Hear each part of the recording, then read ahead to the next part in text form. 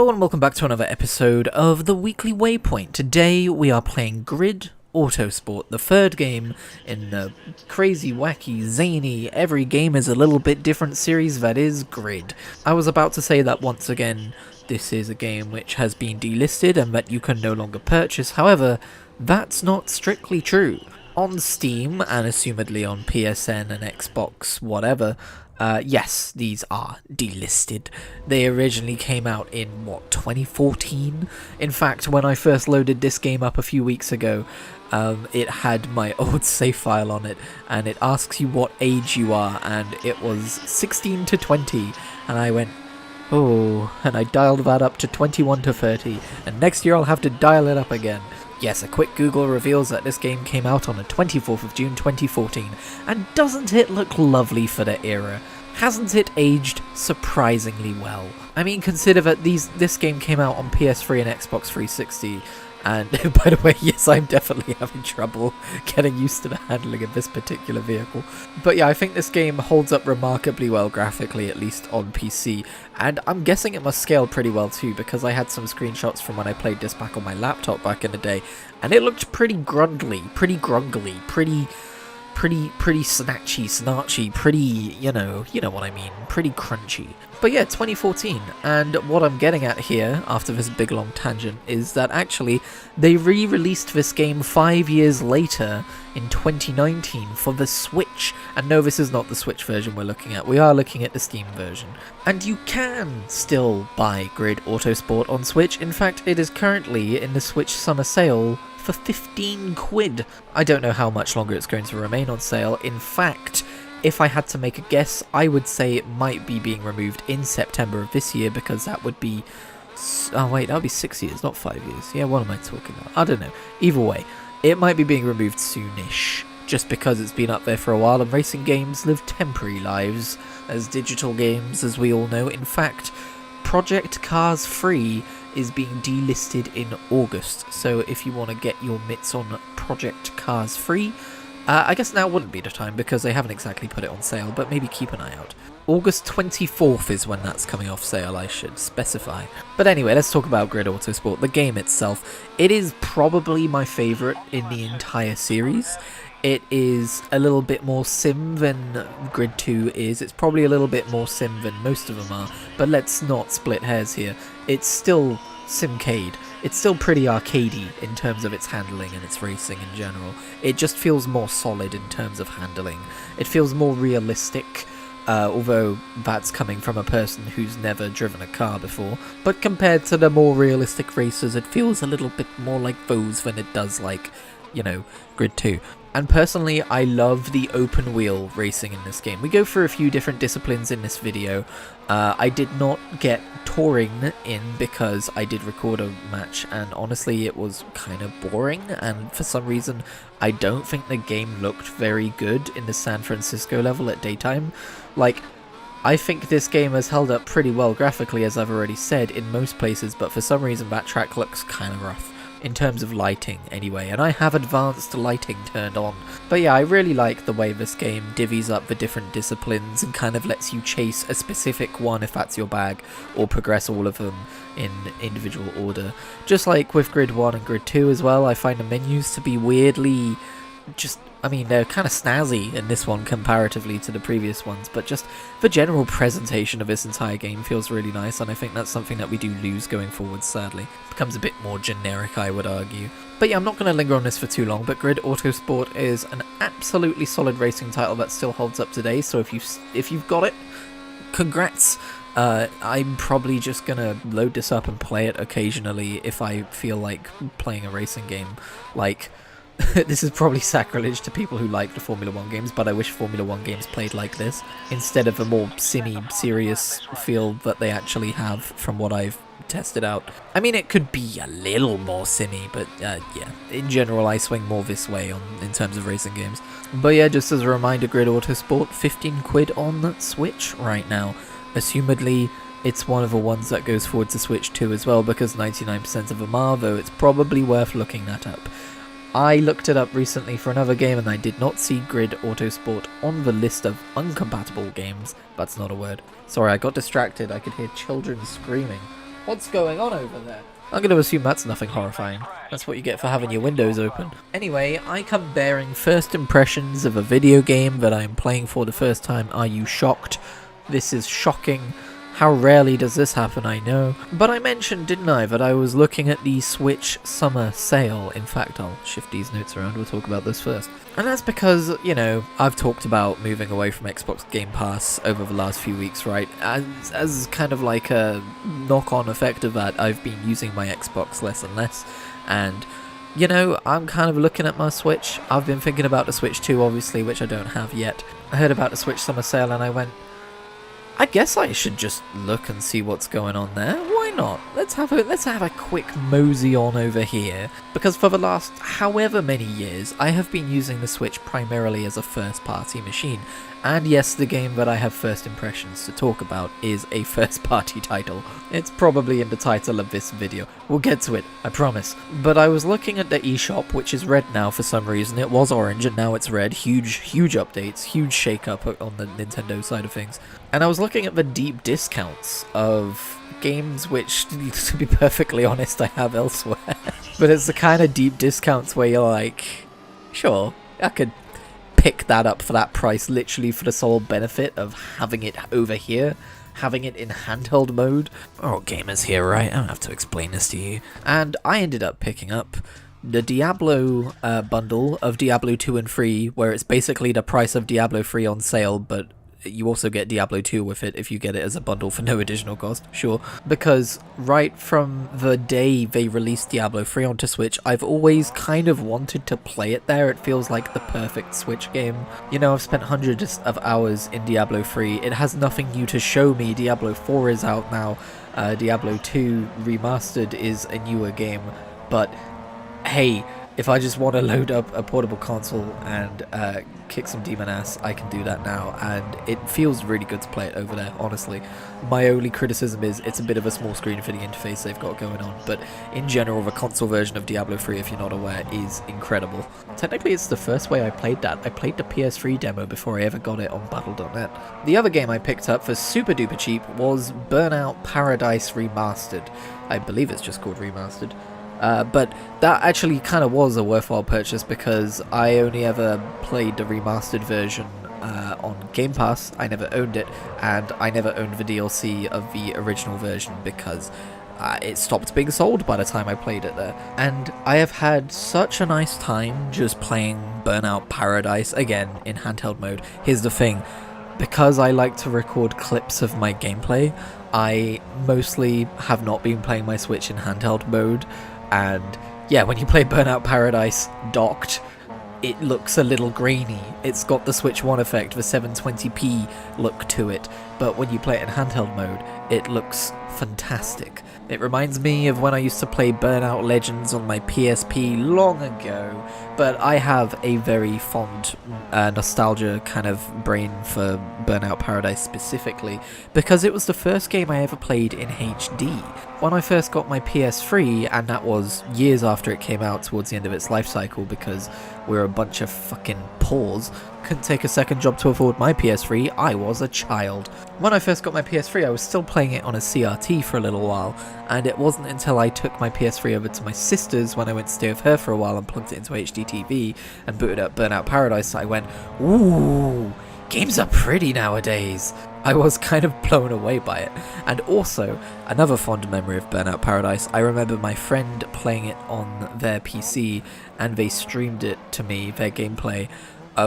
In 2008, they streamed their gameplay to me over a service called Xfire, and it was at like 240p, maybe 144p. It did not look great, but I was able to watch them play it, and that was kind of fun.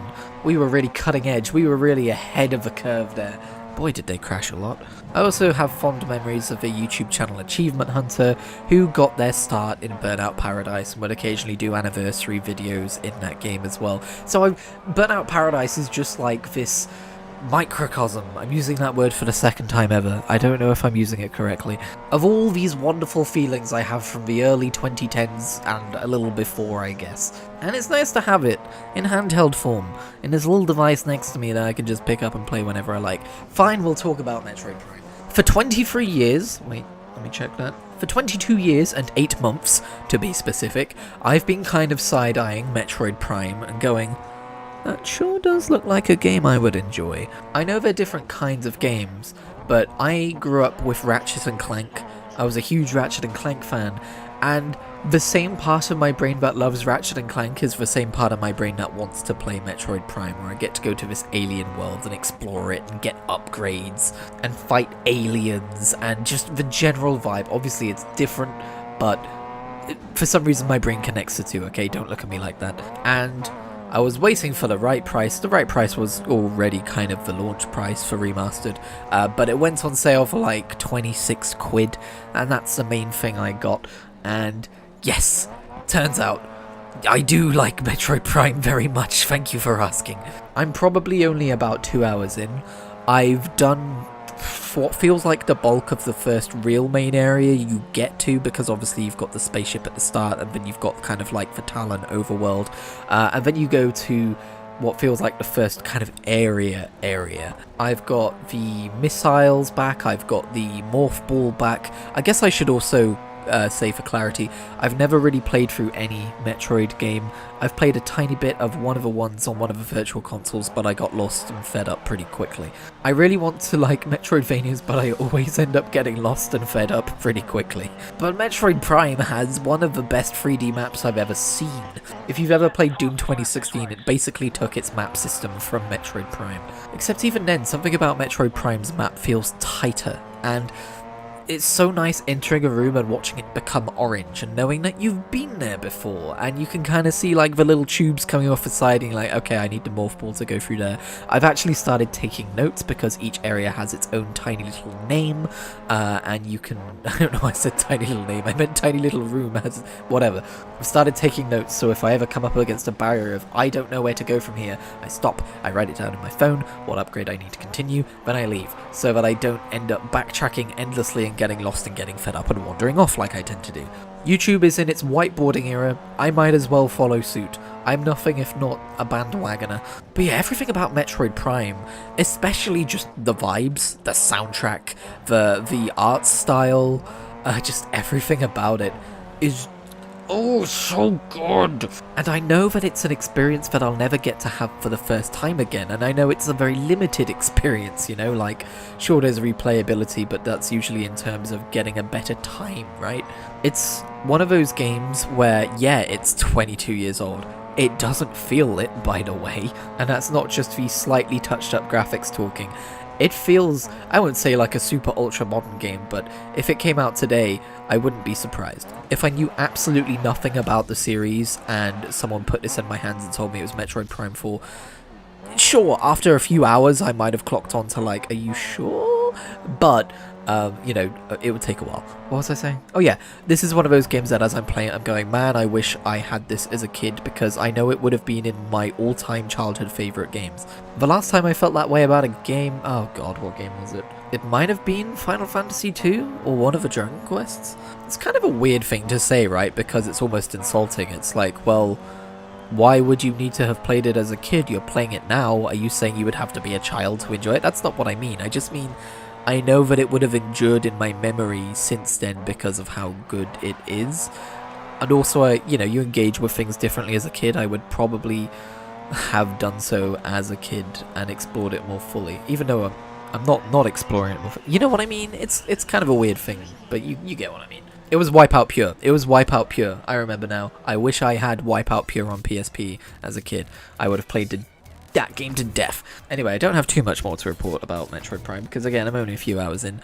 But yes, absolutely loving it so far. Will report back. In other news, in the MMO corner, I suppose, I am still playing hefty amounts of World of Warcraft and Guild Wars 2.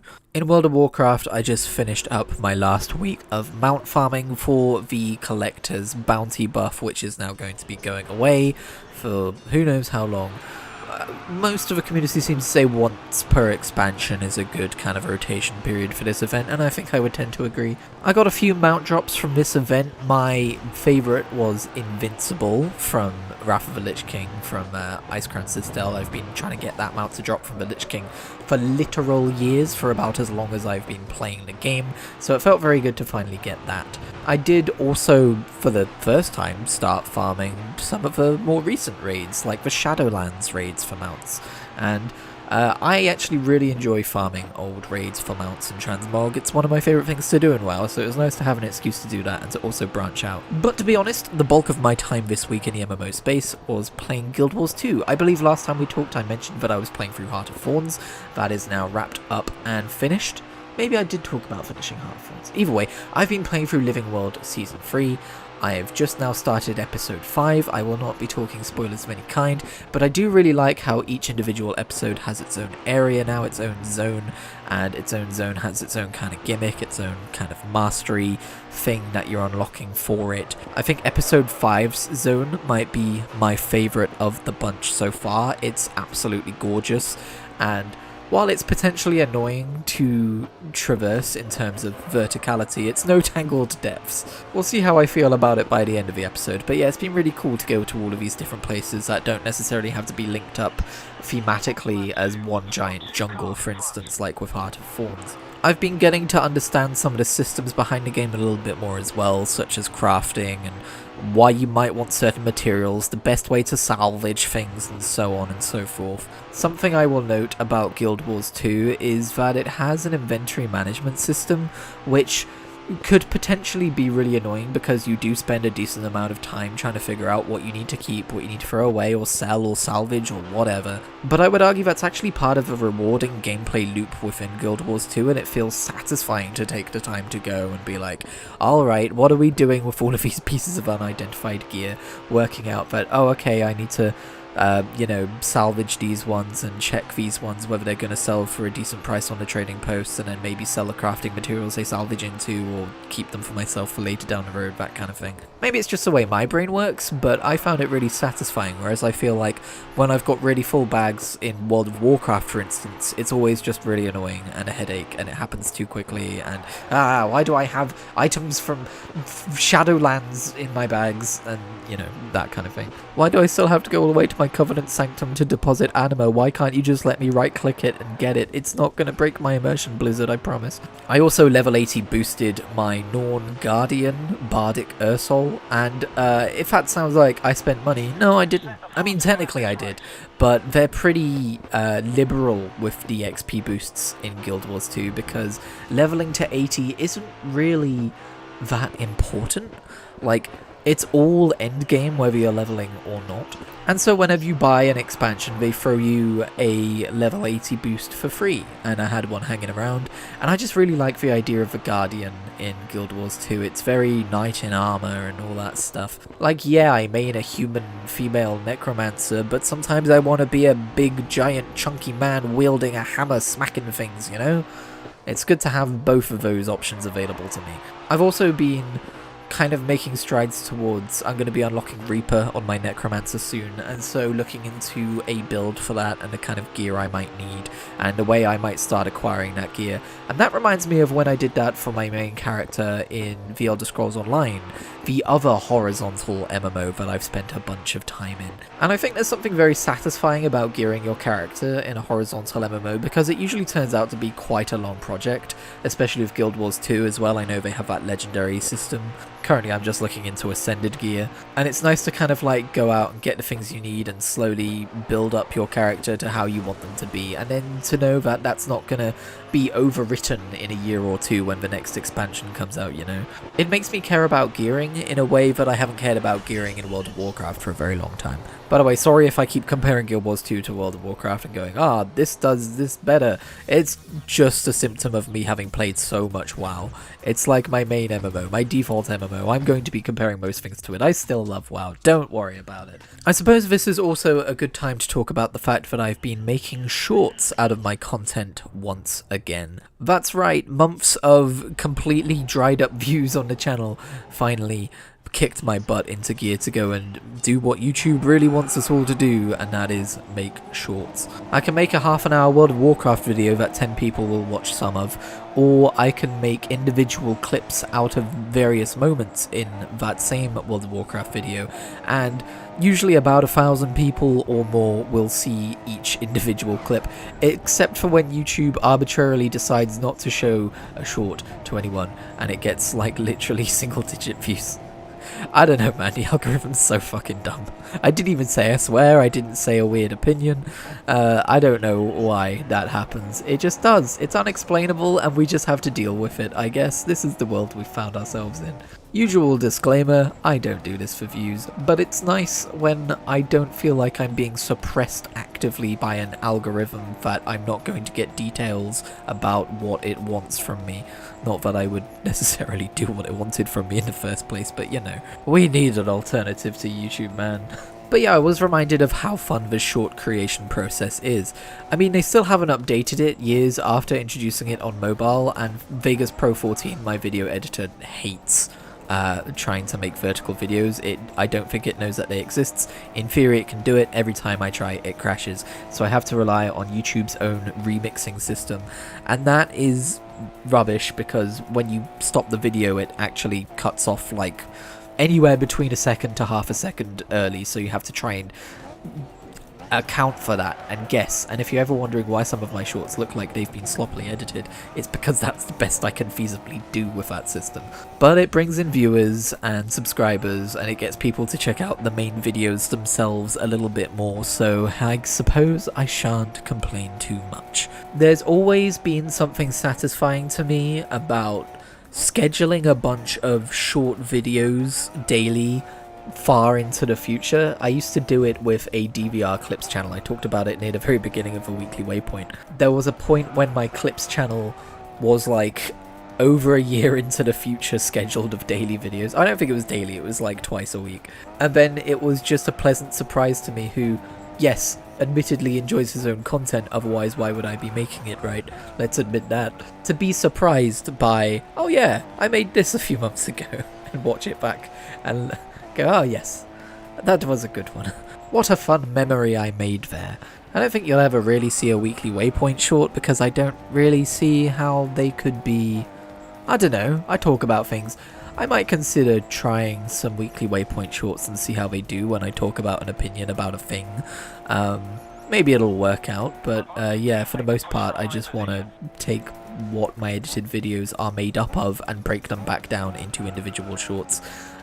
You know, maybe the thing to do would be to just make short videos in general, but I like editing them together the way I do.